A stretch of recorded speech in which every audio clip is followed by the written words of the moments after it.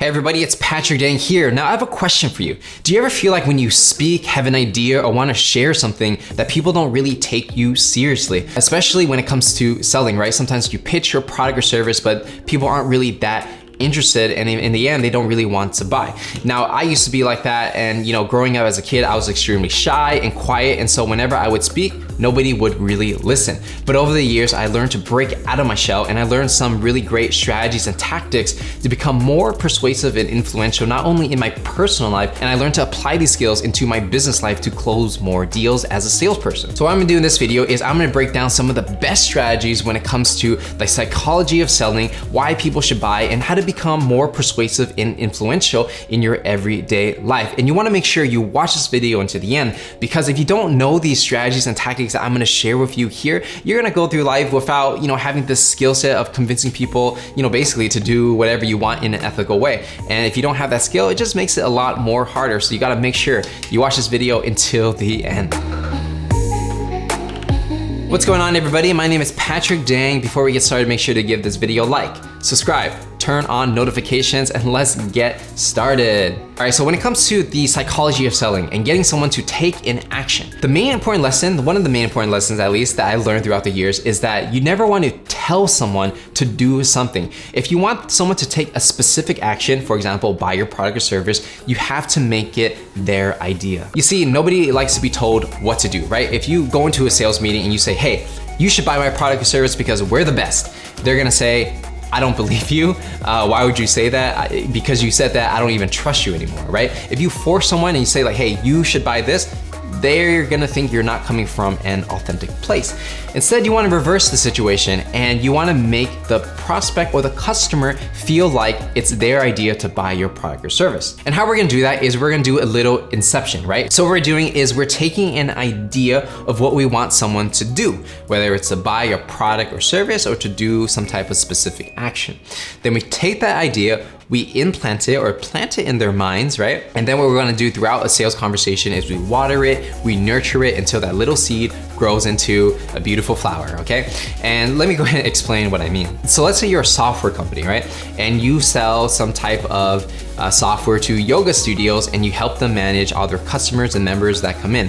And maybe the problem is that, all these yoga studios are handling all of their administration work on Excel sheets, and that's how they keep track of everything. So instead of using Excel sheet, your solution is that you automate everything with software, okay? So if you go into a sales meeting, you don't wanna tell the person right off the bat like, hey, you should buy my product because you're wasting so much time, blah, blah, blah, blah.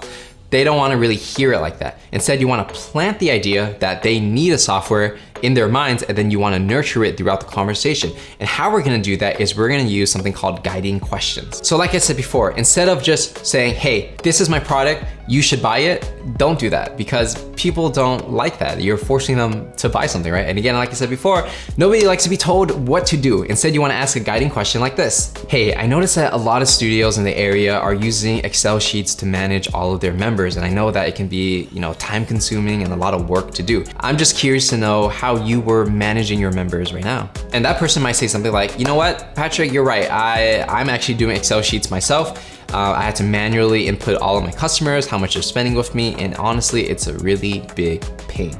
So you see what I'm doing here? I'm asking a guiding question. I'm asking them, hey, are you, how exactly are you handling all your customers? They're gonna say Excel sheet. And then they're gonna say it's a problem because it takes so much time. But you see, I'm not even talking about my product yet. I'm not saying like, oh, you're using Excel sheet, let me tell you about my product. It's not like that. It's like, what are you using now? Okay, I see a problem. Well, why exactly is it a problem? Is it a real problem that I can solve? Or is it, a little problem that you don't really need to spend money on, right? So I'm not prescribing a solution quite yet. I'm asking the customer what exactly their problems are so that I can nurture that seed in the beginning. Because like I said before, the seed I wanted to plant was I want them to buy my software. But before I can even get the sale, I have to keep watering that plant until they're ready to buy. So what we're gonna do is we want them to emotionally invest in our idea before they actually make a decision.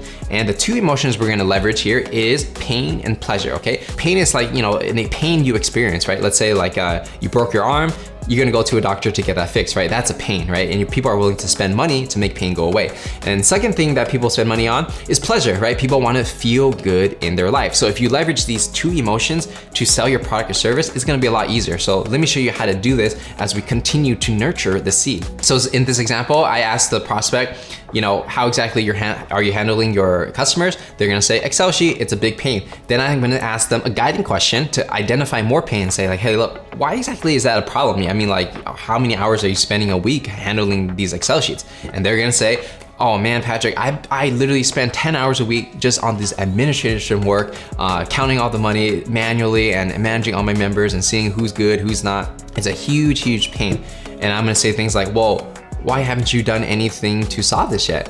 And they're gonna say something like, I tried this software, I tried that. It's just, everything is too confusing. I don't get it. I'm not very technically savvy. So I just opted to do it manually, but it's a pain as well. So I don't really know what to do, right? So now you're diving more and more into the pain, and you can ask more questions like, well, what other software have you tried? And why exactly didn't it work? And they're gonna go more into detail of the things that didn't work, right? So now you're uncovering all this pain, which is very important because you're emotionally getting the person to feel like they have a problem. Because if you remember, at the beginning of the conversation, the prospect didn't really feel like they had a problem. They were just doing things on Excel sheet and it wasn't really a big deal. But now that you ask these questions, the prospect is now realizing like, look, I actually have a huge problem because I'm wasting so much time on these things that are administration tasks, and I should be spending my time making more money in my business, right? And so now you're really uncovering the pains so you can provide a solution. So once you ask more and more questions, the prospect talks about their pains. The next thing you wanna do is you wanna ask another question to identify what pleasures they want to experience, right? So you can say something like this: in an ideal world, what would you like to happen? Or how would you wanna handle your customers? Right? So you're painting this picture. You're allowing the prospect to give you a clear idea of what they actually want in their life. So the prospect might say, if I had a software that could do XYZ, I would love that. I would really pay money for that. And now you're really getting to the crux of what's the pleasure that they want to experience? And they start describing this dream solution for you, okay?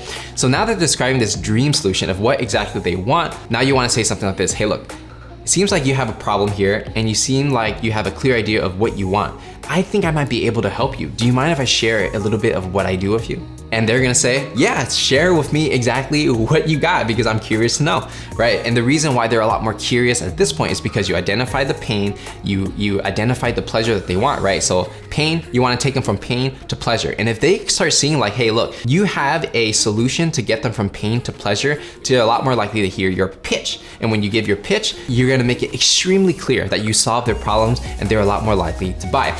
Now, again, this is like inception, right? Because now you're pitching your product or service and the prospect really wants to hear it. Now they feel like they really want to hear what you have to say, right? Now it's their idea. And this is very different from if you pitch your product or service in the beginning. If you told them exactly what you did in the beginning, they're gonna feel like this guy's a little too pushy, he's trying to sell me something. But if you ask all these questions, identify the pain, find the pleasure, show that you could get them from pain to pleasure, now it's their idea. Now they're thinking, okay, I know what I'm doing. Let's see if Patrick can help me accomplish my goals, right? Me. And if you can help them accomplish what they already want, suddenly they're gonna listen to you a lot more and your words will have a lot more weight. And so when you give your pitch and it's very clear that you solve their problem, then they're gonna buy. Now let's go ahead and apply this into your everyday life, right? Because it's not just selling, it's literally any type of communication you have with another person. If you want someone to take an action, you can use the same psychology because you can apply this to your relationships, friends, family, right? If you want someone to take a certain action, see a certain perspective, or motivate them to do something, instead of telling them what they should do, you ask them questions and you understand what are their problems that they experience, where do they want to go, and does your solution or whatever you're gonna offer them help them get from point A to point B? If they feel like your solution gets them there, then they're gonna listen to what you have to say a lot more versus you just pushing in an idea onto them. For example, let's say you had a family member who just was not healthy, not eating right, they were overweight and they don't exercise. And you're concerned, you're thinking, I want this person to be healthy, I want them to live long and be happy, right? And it comes from a very non-selfish intent because you want the best for them. If you tell them like, hey man, You gotta get off your butt, you gotta hit the gym, you gotta eat healthy, they're not gonna listen to you, right? That doesn't work. They're gonna be like, man, who are you to tell me what to do? This is my life, I do what I want. That's basically what they're gonna say, especially if they're already at that point. They're a little stubborn, right? So instead of just telling them what they should do, you would ask a question, plant the idea of what you want them to do, and you say, hey, I'm just curious, on a day-to-day basis, how do you feel every day? Like your health-wise. And they might say something like, I kind of feel slow and healthy every day. My heart kind of hurts, right? And you can start asking more questions like, oh, that's really interesting. Why do you think that is? And they're gonna say, it's probably the food that I'm eating. I'm not really exercising enough. And I can ask more questions like, oh, that's interesting. I'm just curious, why do you choose to eat those foods, right? And they're gonna say like, it just tastes so good and blah, blah, blah, blah. And I'll say, okay, well, have you ever tried switching it out with maybe something that tastes good, but it's a little more healthier? And they're gonna say, I tried that, but it didn't work because blah, blah, blah, blah, right? And so now they're talking about their problems. You're not coming from a place where you're telling them what they should do. You're hearing them, right? You're listening, you're literally listening to the problems that they have that nobody else will listen to, okay? And when they feel like, oh, this guy actually gets me, this guy actually hears what I have to say, they're gonna tell you more and more of their problems. Then you can ask a question like, in an ideal world, what would you want in terms of health? And they're gonna say, I really wish I was eating healthier. I really wish that I can get my butt to the gym. I really, and they start giving you a scenario of what they want, right? Again, pain, being unhealthy, overweight, whatever. Pleasure, being fit, healthy, live long, right? If they can clearly see like, this part sucks, this part's better, how do I get to the other side? So if they know there's a pain and they wanna get to that pleasure, and then you start offering your solution like, hey, look, I don't want to be the person to like tell you what to do, right? That's not my place, but if you want, I can kind of share some tips on what I think you could do to get healthy, since that's already where you want to go anyways. And now, you see the magic of that? Now they're gonna listen to you a lot more because it was their idea, right? They realized they were unhealthy. They realized they wanna get to a healthier, happier place. And now you just conveniently have a solution. But if you think about it in the way beginning, you're the one that planted the seed. You're the one that nurtured it in an authentic way, by the way. And you're the one giving them the solution. And so that's the psychology of selling. If you want to get someone to take an action, don't directly tell them what to do. You wanna plant the seed, nurture it, and get them to where they wanna go. And why this is, and some people might say like, look, maybe this is manipulative. Maybe this isn't the right thing to do. But here's my opinion on it. Sure, these are like tactics that you can use to actually motivate someone to take an action, but you really have to look at the intent behind what someone is doing, right? I think of these skills as just tools. They're just like a hammer or a screwdriver. They're tools that people can use.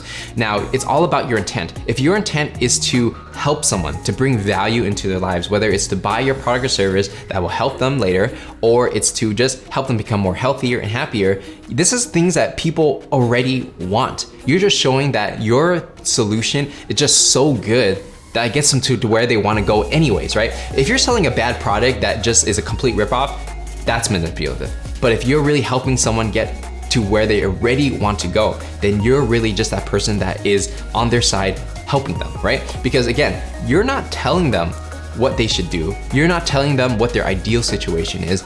You're just asking questions and they're saying it out of their mouths, right? It's their idea. And you're just showing that your solution can get them to where they already want to go. And that's the magic of this strategy. So that's pretty much the psychology of selling when it comes to motivating people to buy, take an action, or basically do whatever you want them to do. And again, it's their idea, not your idea. So if you enjoyed this video and you got a lot of value out of it, make sure to give this video a like, subscribe, and turn on notifications because I'm gonna be dropping new videos every single week. And let me know in the comments, what's one big takeaway that you learned in this video, because I'm really curious to know, what you guys think about this one. And if you want a free in-depth sales training where I really go deep into the psychology of selling and how you really can sell anything to anyone, click the link in the description. It's gonna take you to that free training there. So with that said, my name is Patrick Dang and I will see you guys in the next one.